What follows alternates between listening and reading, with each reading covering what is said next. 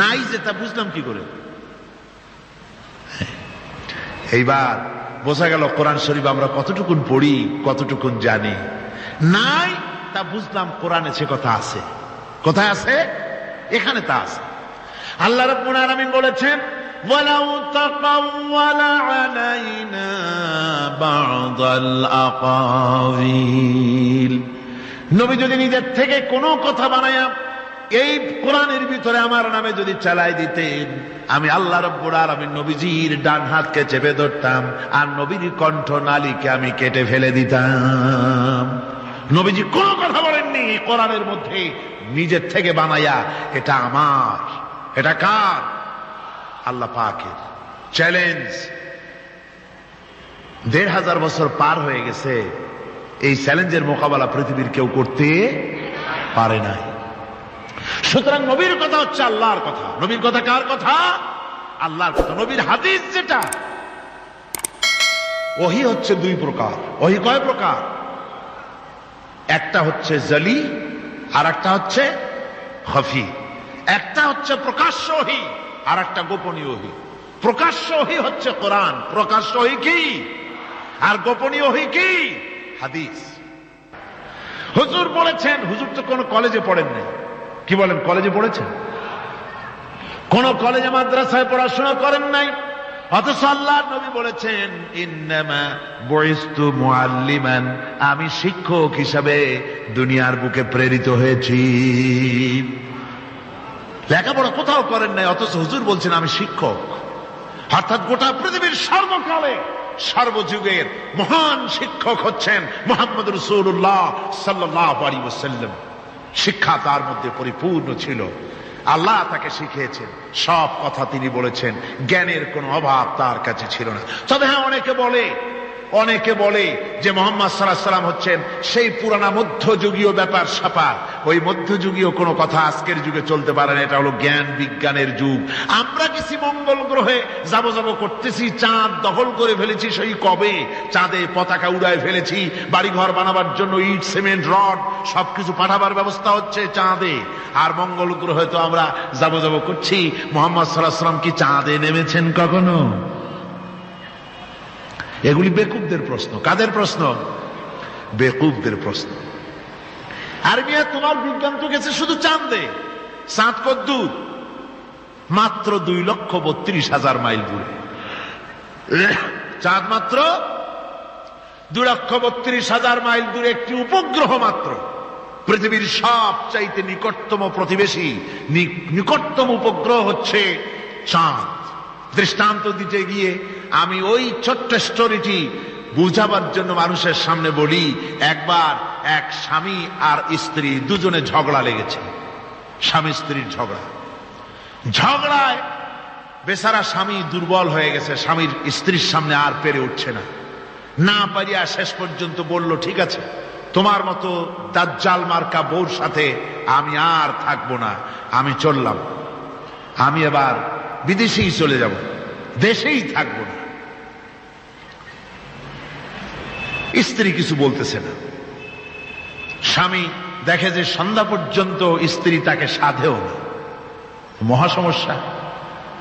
বলেও বেচারা মুসিবতে পড়েছে, প্রেস্টিজ কনসার্ন হয়েছে, ইজ্জতের ব্যাপার। শেষ পর্যন্ত জায়নামাজ বালিশ টালিশ পেছাইয়া বিদেশের উদ্দেশ্যে নিজেকে তৈরি করে বারান্দায় নেমে বলল যে মাগরিবের রক্ত যখন হয়েই গেল, মাগরিবটা পড়ে নে। মাগরিব পড়েছে, দোয়া তাসবিহ ইত্যাদি পড়ছে। দেখেনি স্ত্রীর পক্ষ থেকে কোনো কি দাওয়াত আসে যে আপনার যাইয়া কাম নাই। তো স্ত্রী বেচারিও বুঝে ফেলেছে তার স্বামীর দৌরত্ব কত দূর, সেই জন্য সেও আর কিছু ক্ষয় হয় না। এশা রক্ত যখন হয়ে গেছে তখন বিড়বিড় করে স্বামী বেচারা বলছে, মানুষ নাকাউয়ার জাত, সন্ধ্যার আগে ছিলাম কোথায় আর এখন আসলাম কোথায়।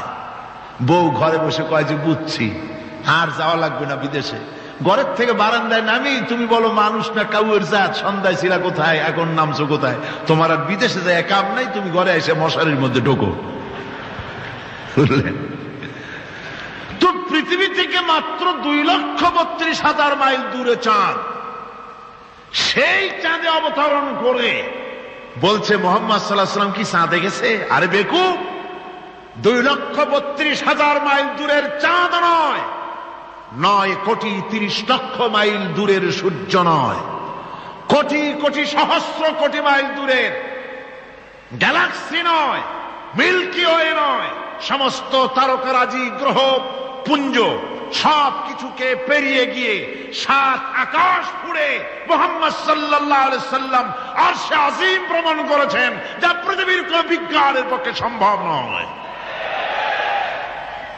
সুতরাং মুহাম্মদ সাল্লাল্লাহু আলাইহি সাল্লাম সর্বকালের সর্বযুগের সব ব্যাপারে শ্রেষ্ঠ মহান ব্যক্তিত্ব। এরপরে আল্লাহ রাব্বুল আলামিন বলছেন, وَخَلَقْنَاكُمْ أَزْوَاجًا, আমি তোমাদের নারী এবং পুরুষের জোড়া পয়দা করেছি। অর্থাৎ এই পৃথিবীতে আল্লাহ রাব্বুল আলামিন মানুষের একটি সেক্স পয়দা করেন নাই, দুটি প্রকার করেছেন, একটি হচ্ছে নারী আর একটি পুরুষ। এই নারী আর পুরুষ আল্লাহ পাকের এটি একটি বিরাট কুদরত। এই নারী এবং পুরুষ সৃষ্টি করে পরস্পরের প্রতি আল্লাহ আকর্ষণ সৃষ্টি করেছেন। দুজনের একের প্রতি অপরের আকর্ষণ আল্লাহ পাক নিজেই সৃষ্টি করে দিয়েছেন। ওয়ামিন আয়াতিহি আন খালাকা লাকুম মিন আনফুসিকুম আজওয়াজান লিতাসকুনু ইলাইহা ওয়া জাআলা বাইনাকুম মাওয়াদ্দাতাও ওয়া রাহমা।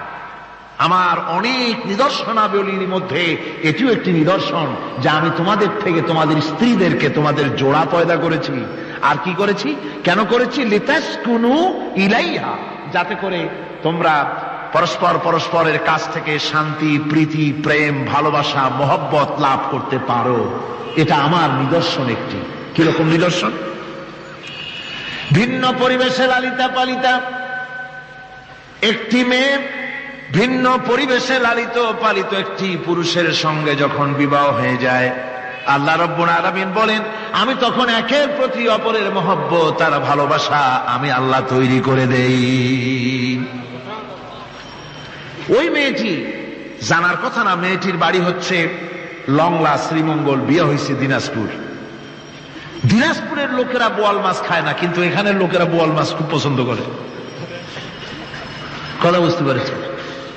এখানে কথাবার্তা একরকমের, সেখানের কথাবার্তা আর এক রকমের। এই দুইটা মিলে খিতে হয়েছে তো খিতে হয়েছে। কথা বুঝতে এখন উপায়টা কি?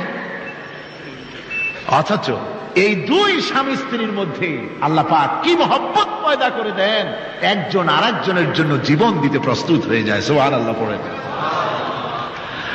আল্লাহ রাব্বুল আলামিন বলেন ওয়াজআলা বাইনাকুম মাওয়াদ্দাতান, প্রথমে তো ভালোবাসা সৃষ্টি করি, প্রেম সৃষ্টি করি। বিবাহ হওয়ার পর যে ভালোবাসা হয়, বিশেষ উদ্দেশ্যকে সামনে রেখে ওই ভালোবাসা হয়। এরপরে যখন বয়স বাড়তে থাকে, যখন বার্ধক্য আসে, তখন ওই ভালোবাসাটা আর থাকে না যেটা ছিল প্রথম। সেটা আমি ওয়াজআলা বাইনাকুম মাওয়াদ্দাতান ওয়া রাহমা, মাওয়াদ্দা তখন রহমতে পরিণত হয়ে যায়। প্রথমে থাকে একটা প্রেম কেন্দ্রিক ভালোবাসা। পরবর্তী সময় যখন স্বামী বুড়ো হয়ে যায় আর স্ত্রী যখন বুড়ি হয়, তখন আল্লাহ পাক বলেন আমি উভয়ের মধ্যে সহৃদয়তা, করুণার সৃষ্টি করে দেই। পরস্পরের প্রতি আকর্ষণ তখন আরো বাড়িয়ে দেই। একজন আর একজন ছাড়া চলে না, বুড়ার বুড়ি ছাড়া উপায় থাকে না। ঘরের মধ্যে ফ্রিজ আছে, কালার টিভি আছে, তারপরে সুন্দর বিছানাপত্র আছে, কোন জিনিসের অভাব নাই বুড়ার। হঠাৎ করে বুড়ি একদিন মারা গেল, বুড়ায় কয় আমি গৃহশূন্য হয়ে গেছি। সব আছে, তারপরেও যে গৃহশূন্য হয়ে গেছি, তার মানে গৃহের প্রাণটাই চলে গেছে। বুড়া বয়সে সন্তান খোঁজ খবর নেয় না, সন্তানের বউ খোঁজ খবর নেয় না। বুড়ার গরম পানিটা, উজুর পানিটা, তার খাবারটা, তার পানটা, তার যা প্রয়োজন বুড়ি সব এগিয়ে নিয়ে আসে। আর বুড়াও বুড়ির জন্য তখন প্রথম জীবনের চাইতে আরো বেশি মহব্বত বাড়ে, বুড়ির দিকে খোঁজ খবর আরো বেশি করে নেয়। ঠিক কিনা কন? বুঝবেন যারা বুড়া আর বুড়ি আছেন। আল্লাহ পাক বলেন এটা আমি করি। কে বলছেন এ কথা? আল্লাহ পাক বলছেন আমি করি। এ মহব্বত আল্লাহর দান। দেখুন রাসূল করিম সাল্লাল্লাহু আলাইহি ওয়াসাল্লামের ঘরে দৌলত ছিল না, কিন্তু মহব্বত দিয়ে ঘরটা ভরা ছিল। সুবহানাল্লাহ বিহামদিহি। দৌলত ছিল না, মহব্বত দিয়ে ভরা ছিল।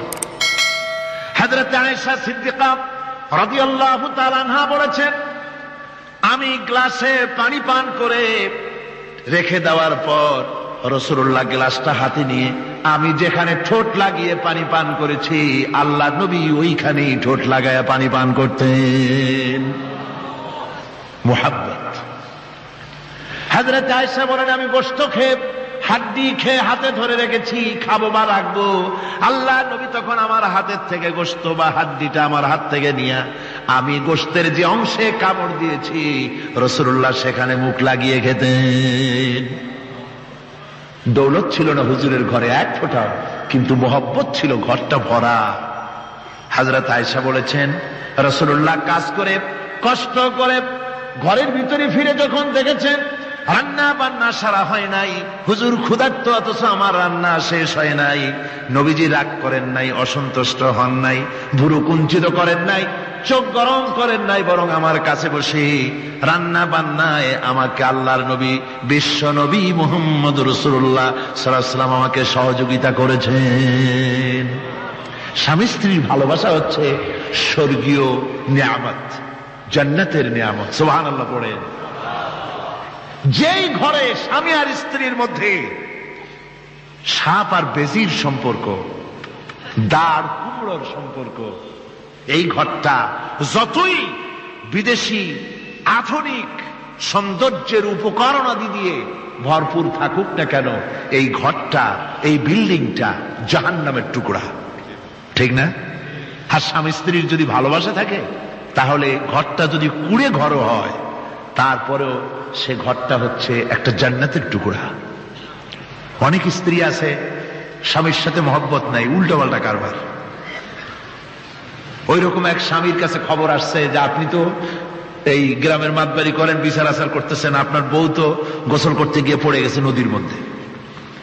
তো লোকটা দৌড় দিয়েছে, দৌড়ে গেছে, যায় কয় যে কোন জায়গায় পড়ছে, কয় যে এইখানে পড়ছে।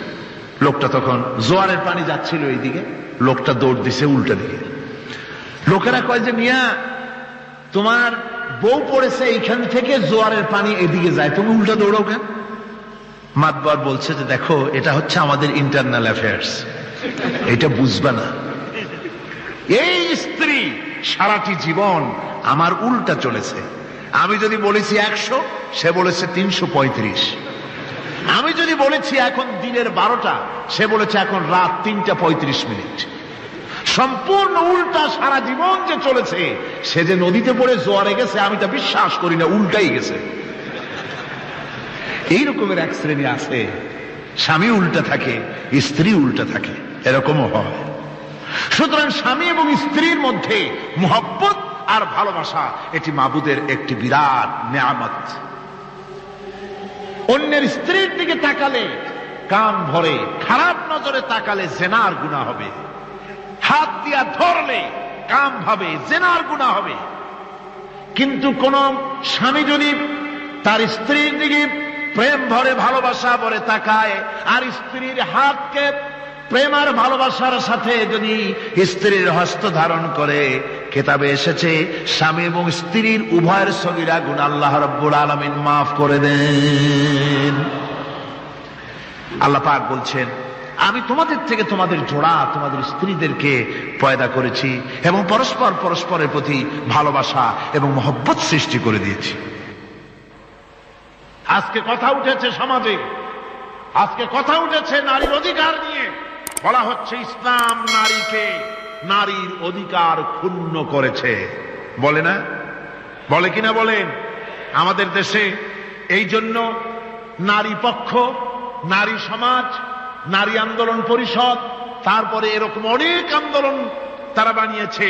আর পত্র পত্রিকায় নানান রকমের ইসলাম সম্পর্কে তারা লিখছে। একটা পত্রিকা আজকে সকালে আমাকে একজন দিল, তার মধ্যে লিখেছে, হাদিসের বরাত দিয়েছে, তার মধ্যে লিখছে যে রাসূলুল্লাহ বলেছেন পৃথিবীর সব কিছু হচ্ছে ভোগের সামগ্রী, সেই ভোগের মধ্যে উত্তম ভোগের সামগ্রী হচ্ছে নারী। নাউজুবিল্লাহি মিন যালিক, এমন কথা রাসূলুল্লাহ বলেন নাই।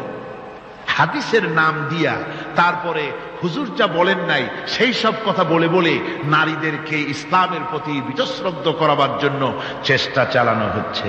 অথচ নারীদের ব্যাপারে মুহাম্মদ সাল্লাল্লাহু আলাইহি ওয়াসাল্লাম সবচাইতে উত্তম কথা বলেছেন। এত সুন্দর কথা পৃথিবীতে আর কেউ বলে নাই, আর কেউ বলে নাই।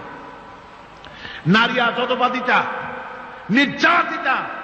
এই নির্যাতন থেকে, অধঃপতন থেকে নারীকে কে রক্ষা করতে পারে? ইসলাম। জোরে বলেন, কে পারে? কেবলমাত্র ইসলাম পারে, আর কেউ পারে না।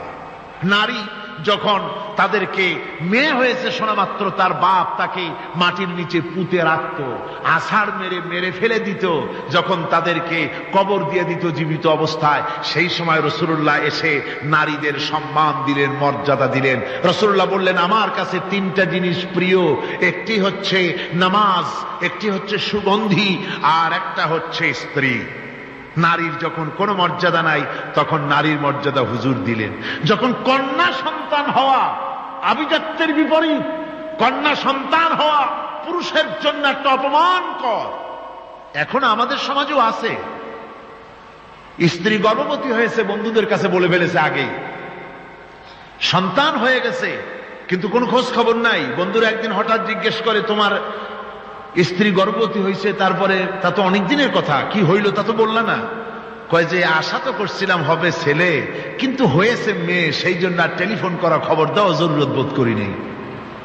আছে না এমন? আচ্ছা। আবার বারবার মেয়ে হয় বলে আমাদের দেশে তালাকের ঘটনা পর্যন্ত আছে। বারবার মেয়ে হয়, ছেলে হয় না মোটেও, তালাক দিয়ে দেয়। আচ্ছা, ওই মেয়েটারই, ওই স্ত্রীরই যদি এখানে হাত থাকে ছেলে বা মেয়ে হওয়ার ব্যাপারে, মানুষের যদি হাত থাকে, তাহলে দায়ী শুধু স্ত্রী হতে যাবে কেন? পুরুষ তুমিও তো দায়ী তাহলে।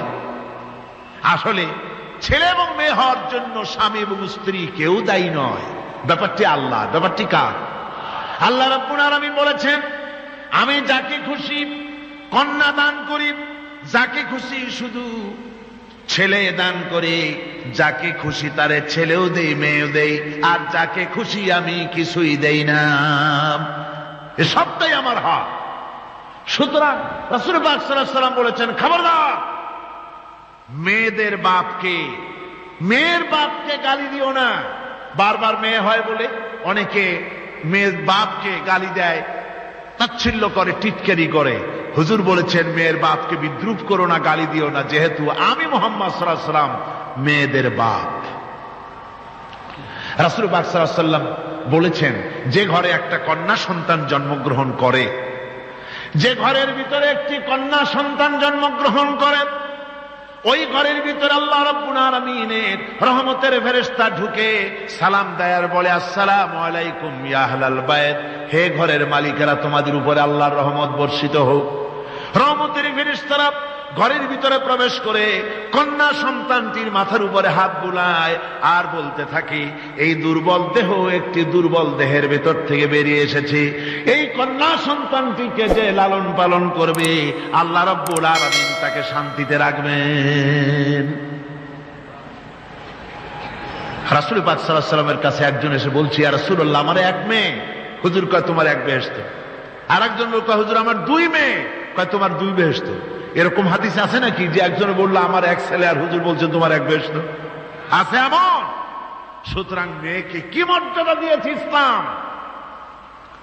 রাসূলুল্লাহ বললেন, যার তিনটি মেয়ে আছে আর ওই তিনটি মেয়েকে আদব শিক্ষা দিয়েছে, তারবিয়াত শিক্ষা দিয়েছে, দ্বীন শিক্ষা দিয়েছে, স্নেহ করে, স্নেহ দিয়ে লালন পালন করেছে, তারপরে সৎ পাত্রস্থ করেছে, ওই মেয়ের লালন পালনকারী মাতা পিতা আর আমি মুহাম্মদ সাল্লাল্লাহু আলাইহি ওয়াসাল্লাম কিয়ামতের দিন একই জান্নাতে পাশাপাশি অবস্থান করব। সুবহানাল্লাহি ওয়া বিহামদিহি। মেয়ের ব্যাপারে রাসূলুল্লাহ এত কথা বলেছেন, নারীদের ব্যাপারে এত কথা বলেছেন।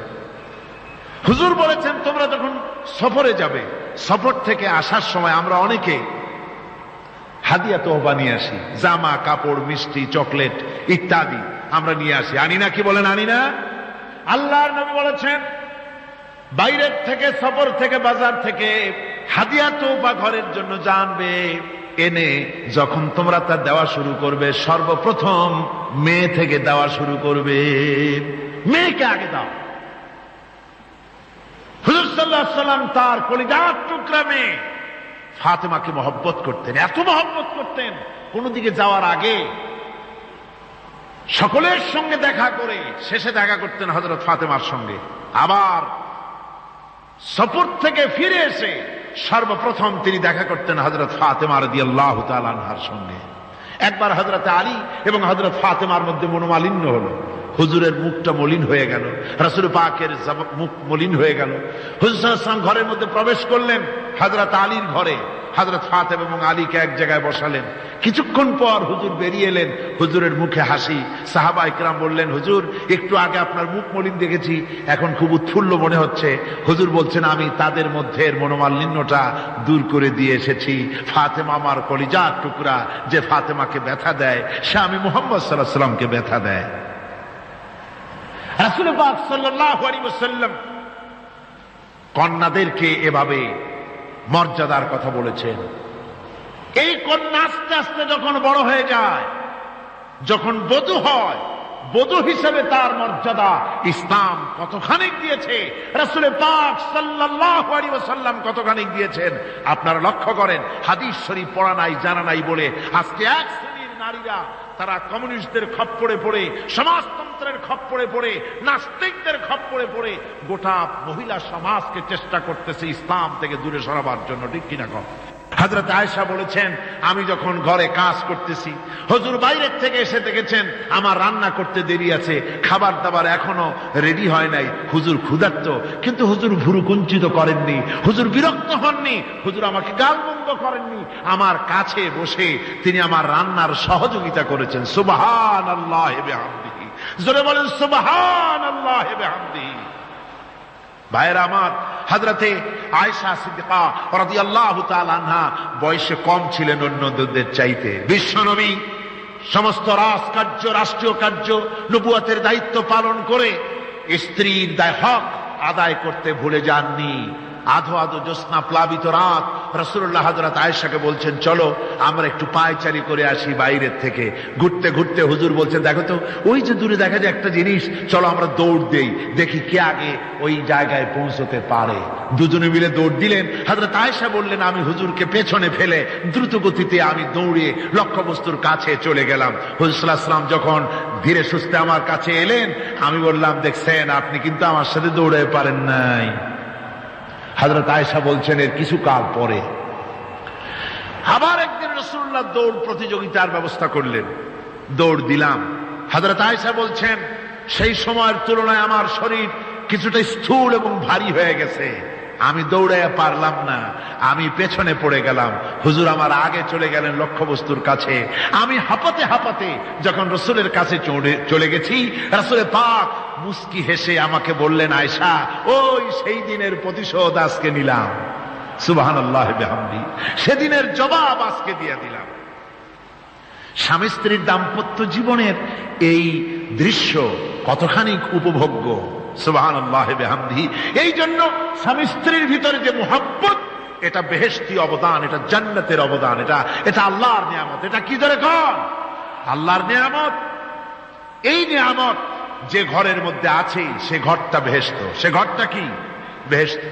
আর আপনার ঘরের মধ্যে রেডিও আছে, টিভি আছে, ফ্রিজ আছে, ডিসি আছে, এসি আছে, কত কিছু আছে, কিন্তু স্বামী স্ত্রীর মধ্যে সাপে আর বেজির সম্পর্ক, দাঁড় কুমড়ার সম্পর্ক।